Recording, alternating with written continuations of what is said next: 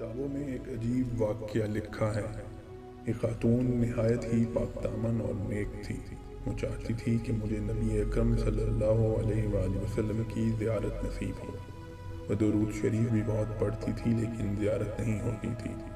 ان کے خامن بڑے اللہ والے تھے۔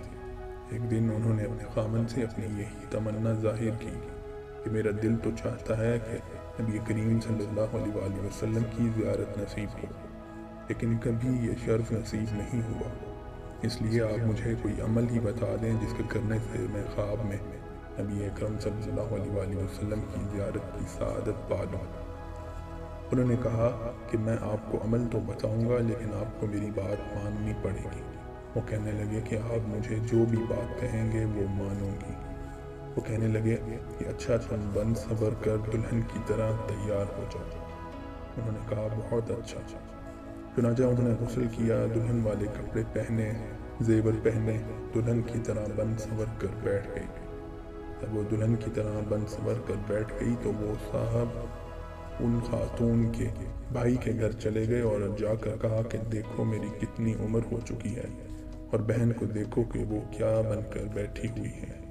جب بھائی گھر آیا اور اس نے اپنی بہن کو دلہن کے کپڑوں میں دیکھا تو اس نے اسے ڈانٹنا شروع کیا کہ تم کو شرم نہیں آتی؟ کیا یہ عمر دلہن بننے کی ہے؟ تمہارے بال سفید ہو چکے ہیں، تمہاری کمر سیدھی نہیں ہوتی اور 20 سال کی لڑکی بن کر بیٹھی ہوئی ہو۔ اب جب بھائی نے ڈانٹ پلائی تو اس کا دل ٹوٹا اور اس نے رونا شروع کر دیا، حتیٰ کہ وہ روتے روتے سو گئی۔ اللہ کی شان دیکھیے کہ اللہ رب العزت نے انہیں اسی نیند میں اپنے محبوب صلی اللہ علیہ وآلہ وسلم کی زیارت کروا دی۔ وہ زیارت کرنے کے بعد بڑی خوش ہوئی، لیکن خامن سے پوچھنے لگی کہ آپ نے وہ عمل بتایا ہی نہیں جو آپ نے کہا تھا اور مجھے زیارت تو ویسے ہی ہو گئی۔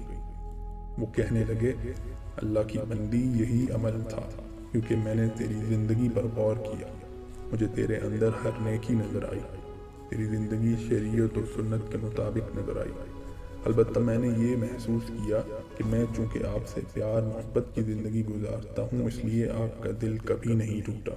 اس وجہ سے میں نے سوچا کہ جب آپ کا دل ٹوٹے گا تو اللہ تعالیٰ کی رحمت اترے گی اور آپ کی تمنا کو پورا کر دیا جائے گا۔